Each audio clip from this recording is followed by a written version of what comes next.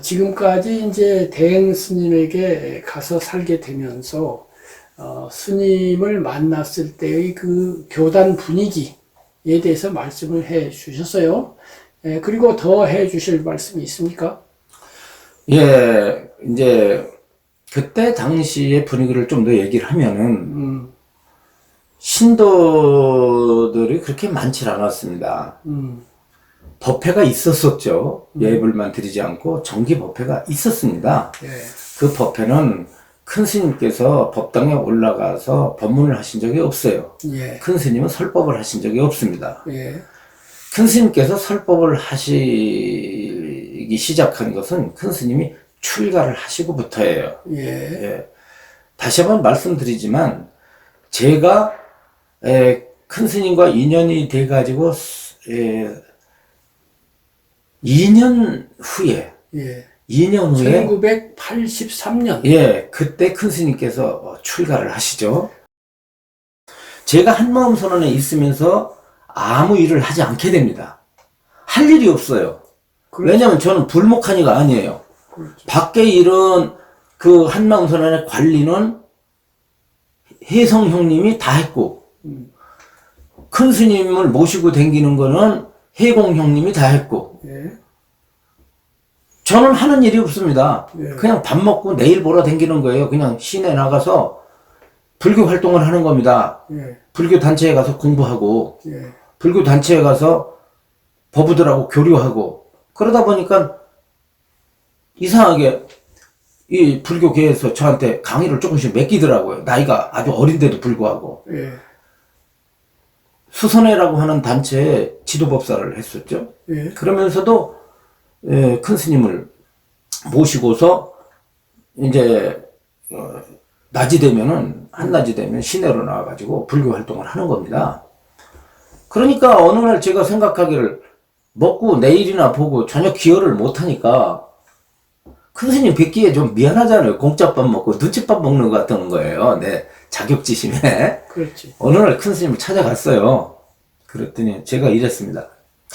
저기 큰 원장님, 그랬더니 왜 그래? 그 아시잖아요. 특유의 그 자비로움 있잖아요. 그 드릴 말씀이 있습니다. 그랬더니 말해봐. 그래요. 그래서 제가 여기 온 지가 좀 몇 달이 됐습니다. 그런데 하는 일도 없고 찾아보면 할 일도 없고 그래서 밥이나 먹고 놀고 이러는 것 같아가지고 공밥 먹는 것 같아가지고 마음이 좀 불편해서요. 그렇게 말했더니 깔깔깔 웃으시는 거예요. 그랬더니 하는 말이 참 내 말을 들어보라고. 그 양반은 그대라는 말을 저한테 자주 쓰셨어요. 그대가 말이야 여기 와서 이렇게 있어서 밥을 먹어도 여기 그 누구도 그대에게 밥을 먹여주는 사람이 없어. 내가 그대한테 밥을 먹여주는 것도 아니고, 저기 있는 여기 부처님이 그대에게 밥을 먹여주는 것도 아니야. 그냥 그대 밥 그대가 먹는 거야. 그대가 그대 밥 먹는데 뭘 나한테 그런 얘기를 해? 한마디를 더 얘기하면 우리가 그래도 부처님 모시고 살지 않은가? 그러면 하루 종일 놀아도 부처님 속에서 사는 사람은 하루 종일 일한 게 되는 게 있어. 그리고 하루 종일 일을 했는데 부처님 속에서는 일을 하나도 안 한 게 될 수도 있어. 그러니까 내가 공밥을 먹는다, 실밥을 먹는다 이런 얘기 하지 말어. 그건 그대 생각일 뿐이야. 그러시는 거예요. 그럴 때 제 마음이 얼마나 편했겠어요. 그래. 그러면서 한 번도 쟤 뭐하니? 그렇지 않습니까? 우리가 사람이 밑에 사람을 두면은 그 사람이 밥값을 하나 안 하나, 저 사람이 어떤 행동을 사나 이런 거를 감시하게 돼 있어요. 그렇죠. 평가하게 되어 있고. 그런데 큰 스님이 훌륭하신 것은 그런 게 없어요. 이게 없어요. 큰 스님이 나름대로 이루신 공부라고 생각합니다. 그 점은 제가 대단히 높이 평가합니다. 너무 탁월하네. 네, 탁월하신 분이에요. 그 누구도 그런 게 없어요. 또 한 가지 일화는 들어온 지 얼마 안 되는데 저를 부르시더니 그대가 볼 때 여기에 필요한 게 뭐 있어? 그대가 필요하면서 동시에 우리 여기에 이 회관에 필요한 게 뭐가 있지? 그래서 젊은이들이 와서 공부할 수 있는 불교 자료가 있었으면 좋겠습니다. 그랬더니 젊은이들이 와서 공부할 수 있는 곳이란 말이지? 그랬더니 그 젊은이란 말에 무척 좋아하시더라고. 그러더니 그러면 내가 책값을 좀 줄 테니 책을 그럼 좀 사다 놓지. 그러고 나서 그 이튿날 내가 좀 어디 좀 나갔다 올게. 사람들이 물으면 목욕 갔다 오래. 그 어디 가서 돈 구해가지고 오신 거야. 나갔다 들으시더니 저를 불러요. 부르시더니 주머니에서 씩 웃으시면서 하는 말이 이거 가지고 가서 마음대로 책 사가지고 와. 그런 거야. 그 뒤로부터 한 번도 그 돈을 어디다 썼느냐, 얼마만큼 책 샀느냐 물어보지 않아. 물어보지 않죠. 예. 물어보지 안 물어봐. 정말 말도 안 됩니다. 예. 그래서 그 책을 사다 놨는데 그냥 서점에서 산 게 아니라 불교 단체에서 만난 조병윤이라고 하는 도반을 만나가지고 그 도반이 가지고 있던 장서를 한 3,000권의 장서를 제가 그 돈을 주고 그쪽에다 그 한마음사는 큰 방에다가 서재에다가 제가 놓게 되고 대신 그 조병윤이라는 사람이 한마음선 쪽으로 와가지고 같은 식구가 됩니다. 물론 나중에 그 조병윤이라는 사람은 성격이 괴팍하고 특이한 사람이라 공부는 엄청 많이 했습니다만은 자기를 고집하는 가운데서 한 대응스님과의 결별을 일찍 하게 되죠. 한 1년 있다가 결별을 하게 됩니다. 그런데 이제 큰 스님께서 어느 날 저를 부르시는 거예요. 그때의 법회의 인원은 약 5, 60명 정도 됐고 법문은 아까 얘기했던 법문은 누가 했느냐면 김법사님이라고 하는 분인데 불교학은 전공하지 않았지만 나름대로 불교를 한 분이 한승권 원장의 추천에 의해서 그 사무실 하나를 그쪽에 큰 스님께서 내줘가지고 상인법사라고 해서 그 법회를 했는데 평소에는 나타나지 않고 자기 나타나고 싶을 때만 나타나고 봉급을 받아요. 근데 큰 스님 또한 그 사람이 왜 출근하느냐, 왜 출근하지 않느냐, 뭐 한 거 아무것도 없어요. 그냥 원래 그런 자유분방이야. 그러니까 대중들의 자유분방성이라는 거는 아주 뭐 늘 네 마음에 맡겨두시니까. 네가 알아서 해. 네 마음 네가 알아서 해. 공부도 네가 알아서 해. 이런 식이시니까. 그래서 거기서 이제 법회가 그렇게 진행되고 있었는데 어느 날 큰 스님께서 저를 불러요. 2년 정도 있었을 텐데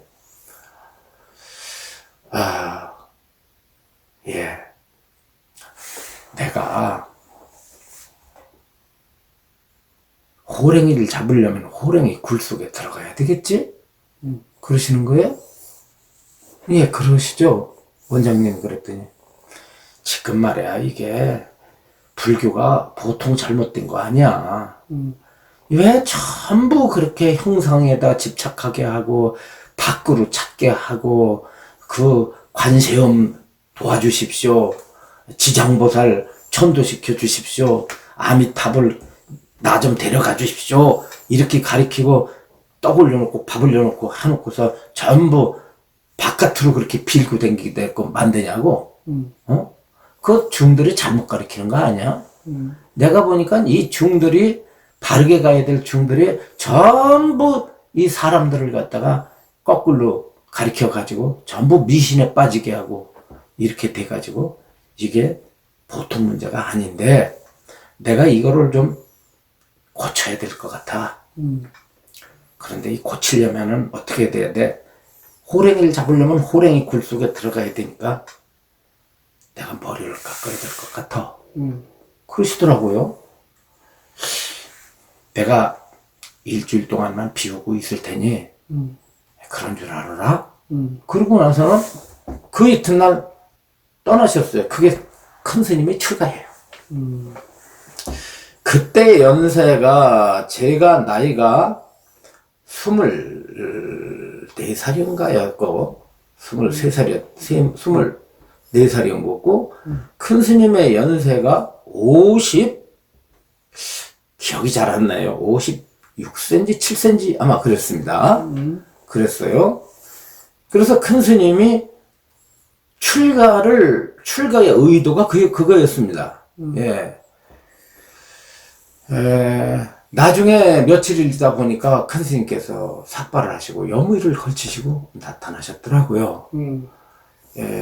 나타나셔서 저보고 하시는 말씀이, 며칠이 됐는데 하시는 말씀이, 저를 불러요. 부르고 그 다음에 혜성, 나이가 몇 살 차이 나지 않은 혜성형을 같이 불러가지고 하시는 말씀이, 내가 출가를 해서 거사들을 한마음 선언해서 잠을 자고 같이 생활할 수 없게 됐다. 거기에서 그때는 아직 한마음 선언은 아니죠. 예, 한마음 선언이 아니죠. 예, 한마음 선언이 아닙니다. 네. 그러면 그때 출가를 하시는 관계에 제가 알기로는 그 타너 큰 스님이 관련된 걸로 알고 있는데요. 그런가요? 관련된 게 아니라 타너 큰 스님이 은사가 되죠. 아, 은사가 되었어요. 예, 타너 큰 스님이 은사가 됩니다. 예. 근데 타너 스님을 은사로 출가를 하게 돼요. 예. 그러니까 정식 출가는 타너 큰 스님을 통해서 이루어진 거예요. 그 말은 어떤 말이냐면, 타너 큰 스님이 출가를 시켰다는 뜻입니다. 그러면 예. 3위 단계를 거치지 아니하고 그때 바로 비구니가 된 건가요? 3인이 단계를 거치지 않고. 그렇죠. 그렇습니다. 3인 단계를 거치지 않고 건가요? 그냥 비구니가 되세요. 제자는 아직 출가 제자는 없고. 예, 출가 제자가 없었습니다. 그러니까 이제 스님이 되셨으니까 사는 공간 자체가 분별이 되었다. 예. 왜 그러냐면 큰 스님께서 생각하시기에는 이미 그때 출가를 할 제자들이 이미 내정이 돼 있었어요. 지금 생각하니까. 그렇구나. 예. 내가 머리 깎고 오면은 그대들이 나의 제자가 되라. 이렇게 되겠죠? 예. 그때 이제 첫 번째 출가 제자가 누구냐면 해광이라고 하는 스님입니다. 네, 해광 스님이라는 분인데, 그 분이 지금은 이제, 연세가 많아요, 그분도. 지금 80이 넘으셨어요, 그분도. 큰 스님하고 연세 차이가 얼마 안 났습니다. 그분이 이제 제가 잘 아는 분이에요. 동국대학교에 영문과를 나오셨고, 동국대학교 행정대학원을 나오셨어요. 그리고 그분이 정치를 좀 하신 분입니다. 여성이신데. 예. 그 속명은 밝히질 않고, 큰 스님한테 받은 법명은 해광 스님이었었어요. 해광 스님과 함께 그 제자가 되신 스님이 한마음 선언을 큰 스님의 대를 이어서 주지를 역할을 맡으셨던 해원 스님이었습니다. 그러니까 해원 스님은 처음부터 출가할 뜻은 없었던 것 같고, 일단 그 첫 번째 제자인 해광 스님은 잠재적인 아마 출가 제자로서 큰 스님께서 염두에 두셨던 것 같아요. 아무튼 큰 스님은 그래 가지고 앞으로의 제자들을 만들 경우에 이 도량이 비구니 도량이 될 거라고 하는 것을 예상하셨던 것 같고요. 그러다 보니까 그 도량에 있는 남자들을 일단 바깥으로 내보는 수밖에 없게 되죠. 그래서 제가 밖으로 이제 모두 나가게 됩니다. 나가게 되는데, 해공 형님은 본래부터 뭐 한마음 선언에 안에서 생활했던 분이 아니기 때문에 뭐 나갈 필요가 없죠. 그죠? 출퇴근하니까. 출퇴근 했으니까. 저는 아무튼, 오갈 데가 없게 되죠. 오갈 데가 없었지만은 이상하게 부처님과의 인연이 돼가지고 불교 일을 계속하게 됩니다. 그 중에 하나가 그 신농백조 한의원 원장했던 금호 선생님이 계시잖아요. 유명하잖아요. 지금 돌아가셨다네, 얼마 전에. 예. 근데 그분이 저하고 어떻게 조계사 앞에서 만나가지고, 그분이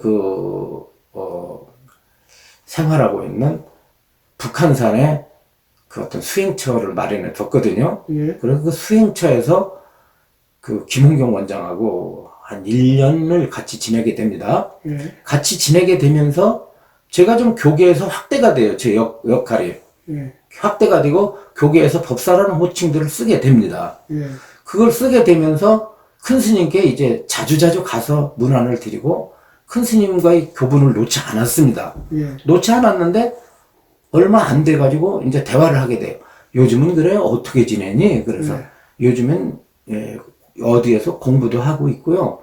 법회를 보고 있어요. 그래서 그러면 거기에서 그럼 법사님이 됐단 말이야. 그래서 예, 법사님 일을 하고 있어요. 그랬더니 그 잘 됐다. 그러더니 하시는 말씀이 안에서는 들어오지 못해도 너 그럼 내일부터 그 출근해서 여기 학생의 법회도 맡고 여기 신도들한테 이렇게 좀 설법도 좀 해주고 그래.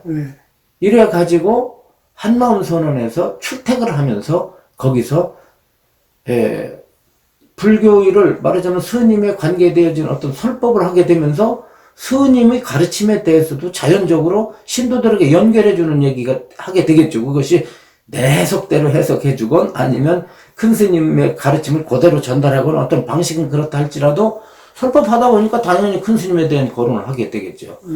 그러면서 그때 당시에는 큰 스님에 대한 비판할 수 있는 그런 생각을 갖지 않았어요. 큰 스님이 비록 그런 석연치 않은 종지를 가지고 있다 할지라도 한쪽 편에는 큰 스님에 대한 어떤 존경심이나 큰 스님을 향한 신심은 대단했습니다, 제가. 예. 그게 그렇게 크질 않았으니까요. 큰 스님에 대한 부정적 시각이 그렇게 크질 않았으니까.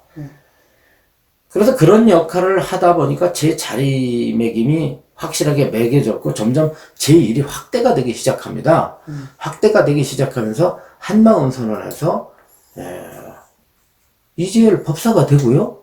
큰 스님이 늘 사람들이 오거나 어떤 학자들도 오게 되고 수행자들도 오게 되고 낯설은 사람들이 와서 스님을 찾게 되면 제가 항상 옆에서 스님 옆에서 그 사람들과의 문답을 주선하고 제가 스님의 어떤 그 공부를 제가 대변하기도 하고 그것을 서로 분별해서 어떤 견해를 붙여가지고 설명도 해드리는 등 그런 역할을 했는데 큰 스님께서 대단히 좋아하셨어요. 그리고 신도들도 무척 저의 역할을 좋아했고 이러면서 이제 한마음 선언해서 점점 제 역할이 확대되기 시작을 했습니다. 그때에 이제 해광이라고 하는 스님은 잘 보이질 않았어요. 계셨지만 그렇지만 회원 스님 한 분이 이제 큰 스님을 이제 다른 저나 다른 한승곤 원장이나 이런 분들을 대신해서 큰 스님을 이렇게 보필하기 시작했는데 나중에 이제 큰 스님께서 이제 툭 하면은 나하고 어디 좀 가자. 그래서 이제 가면은 앞에 이제 해공 형님이 타고 그 스님들이 안 계셨고 한두 분밖에 안 계셨으니까 밑에 제자들이 한두 분밖에 안 계셨으니까 그때 그 큰 스님으로부터 많은 사랑과 영화를 제가 누리게 되죠. 끝으로 제가 감회를 말한다고 한다면 제 일생 가운데 지금 50년을 향해서 이게 불교 일을 하고 있습니다. 하면서 가장 행복했던 시기는 비록 갈등 속에서 있었지만 큰 스님과의 함께 살았던 그 시절이 제게는 가장 큰 행복이었고 그 기쁨이었다는 사실을 제가 꼭 말씀드리고 그건 저도 싶습니다. 그래요. 저도 지금 비판적인 면도 많고 그건 좌뇌와 이성과 논리의 세계에서 하는 것이고 정서와 감성과 그렇죠. 다사로움, 따뜻함, 인간미 이런 걸로 보면 이분은 인간일 수가 없습니다. 정말로 관세음 보살이에요. 정말 남에게는 설명을 할 수가 없어요. 그리고 그것은 이제 이성은 거리를 두고 감성은 거리가 가깝거든요. 대부분 학자들은 4m로 봐요. 4m가 떨어지면 이 불교로 말하면 법력, 마음 공간이 멀어지고 이제 강이가 돼요. 근데 그 안에서는 이른바 친견이 이루어지는 거예요. 그래서 법력이 강한 사람 혹은 사랑하는 사람과 같이 있다는 느낌이 드는 것인데 스님은 바로 거기에서 위대함이 나타나요. 가까울 때, 바로 지금 버스 옆자리에 앉았을 때. 제가 그 한 가지 담배와 관련된 이야기를 좀 해드릴게요. 예, 한마음 선언이 후대에 확대가 되면서 예, 많은 신도들이 이제 운집하게 되고 그러면서 많은 지혜가 나누어지게 지부가 결성이 그렇죠. 돼요. 안에서 법회가.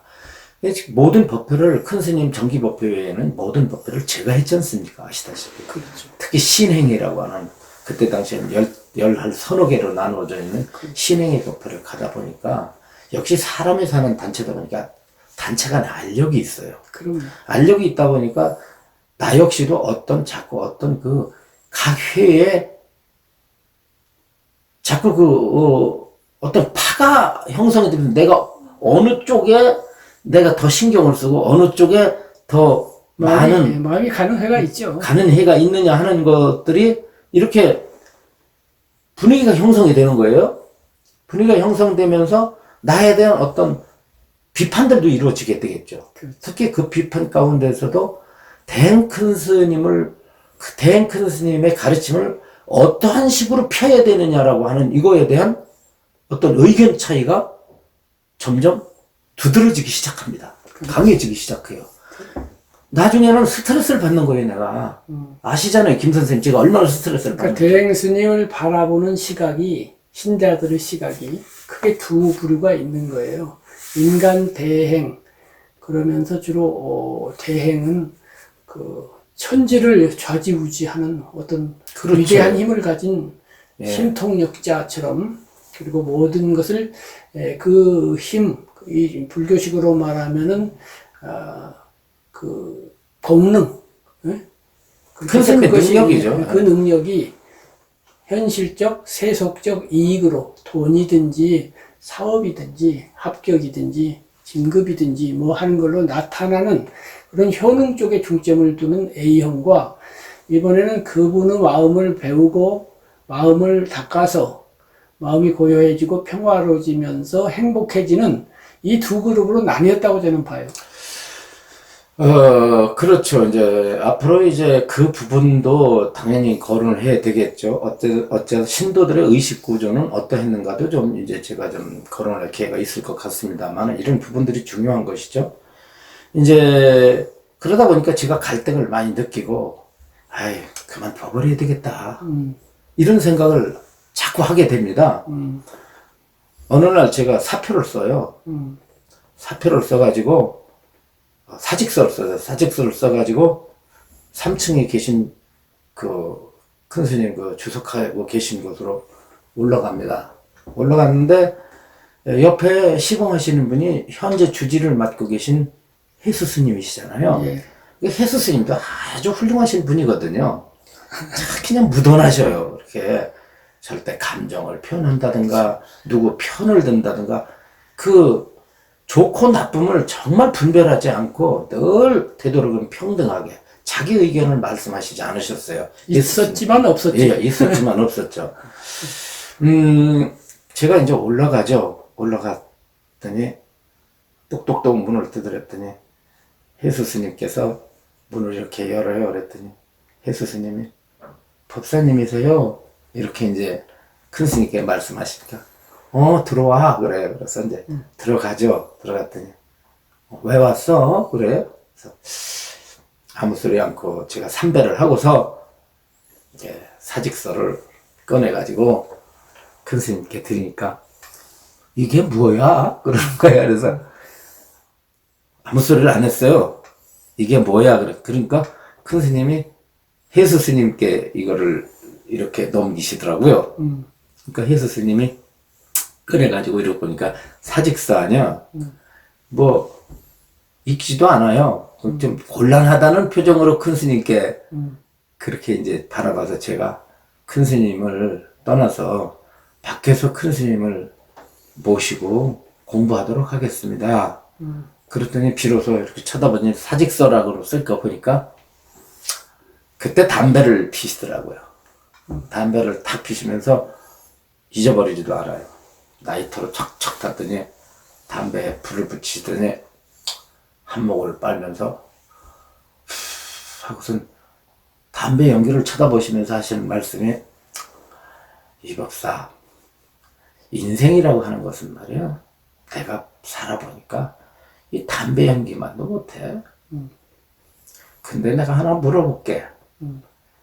그대가 나한테 올 때 이력서 밀고 왔나? 어우 뒤통수를 맞은 것 같아요. 그대가 나한테 올 때 이력서 뒤밀고 왔느냐는 거예요.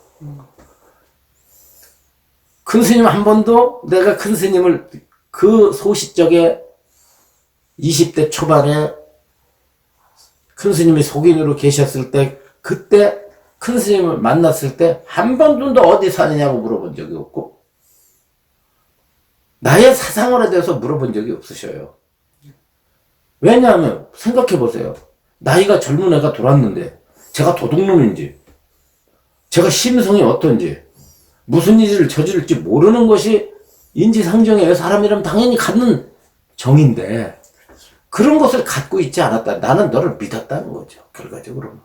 그런데 나는 너를 분별 없이 받아들였는데 너는 사직서를 너 여기 그러면서 그러시더라고.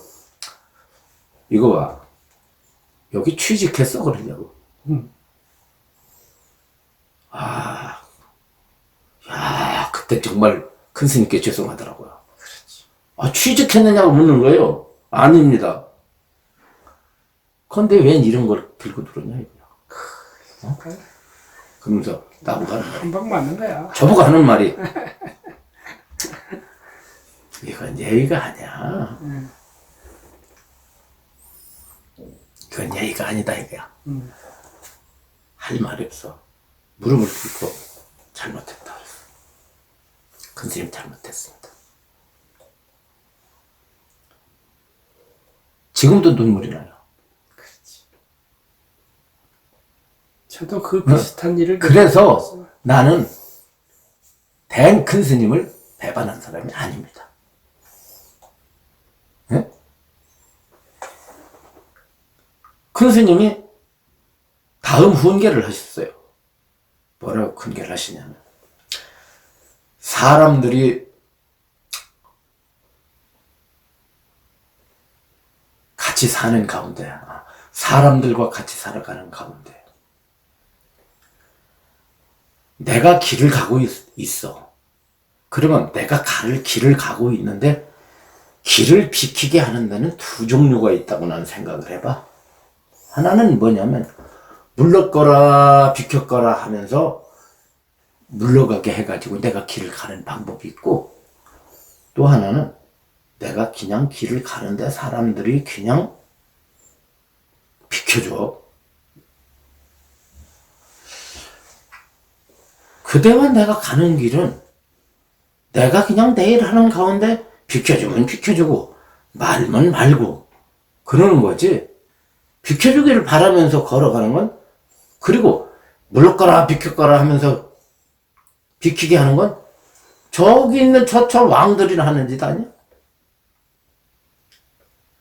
그런데 내가 얘기하고 싶은 게 뭐냐면 사람 사는데 다 똑같아. 여기서 웅기중기, 저기서 웅기중기, 여기서 우세두세, 저기서 우세두세 해가지고 이러쿵 저러쿵 하는 데는 여기 나가가지고 다른 데 가고 조그만 집단이 됐건 큰 집단이 됐건 다 똑같거든. 그런데 그대가 앞으로 일을 할 사람이 여기서 이 사람들을 갖다가 그대 마음에서 항복시키지 못하면은 평생 동안 끄달려서 툭 하면 사표 낼 일이 많을 거야. 그러다가 아마 나중에 부처님 앞에 가가지고 사표 가지고 아마 나 그만두겠다고 할걸. 그러니 가봐. 아무 소리 못하고 내려왔습니다. 그때 그게 뭐냐면 그 담배가 잊혀지지 않는 담배예요. 그렇지. 참 그 말씀은 그 말하자면 초연하고 초월적인 이야기를 하시지만은 그리고 그 말씀의 깊이가 법과 하나 되고 정말 감동을 시켜요. 뭐 말하는 틀을 유사하게 흉내는 내셨습니다만은 저는 그렇게 법사님만큼은 흉내를 못 내요. 못 아니 내는데 흉내낸 게 아니라 상정이 그래. 아니 그런데 내 느낌이 그래도 그만큼 살아계시다 그 말이야. 유사하게 그 성대모사 비슷한 걸 하지만은 그는 어떤 연기자나 그 어떤 아카데미상 10번 받은 연기잖아요. 최고의 선물라 해도 그 뉘앙스를 전혀 낼 수 없습니다. 그걸 아시잖아요.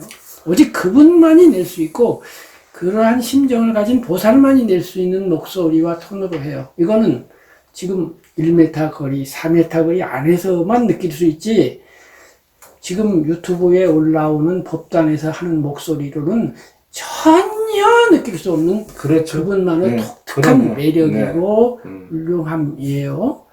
그래서 참 그런 것을 지근거리에서 법사님은 10년, 저는 4년간 느끼고 저도 좀 사랑을 받았잖아요. 그것이 생각해 볼 때 법사님과 마찬가지로 그분을 떠나기까지 그분과 교류했던 시간이라고 하는 것은 저의 인생에서 특별했던 기간인 것은 확실합니다.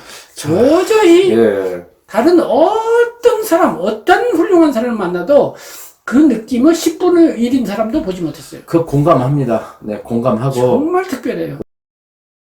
그러면 굉장히 뭐 많은 이야기를 하셨는데 마무리 말씀해 주시죠.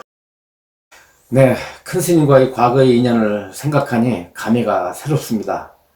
아직도 그 감동의 여운이 참 30년이 훌쩍 뛰어넘은 지금에 와서도 조금도 다르지 않다는 사실을 제가 알게 되었습니다.